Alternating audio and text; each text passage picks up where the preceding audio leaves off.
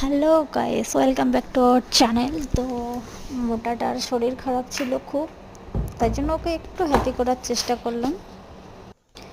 চলো কতটা হ্যাপি হয়েছে দেখা যাক। सरप्राइज मेरे लिए। क्या बात है। একটুখানি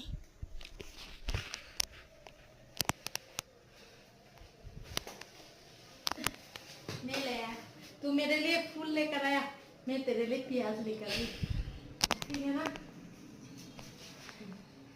वाओ, थैंक यू।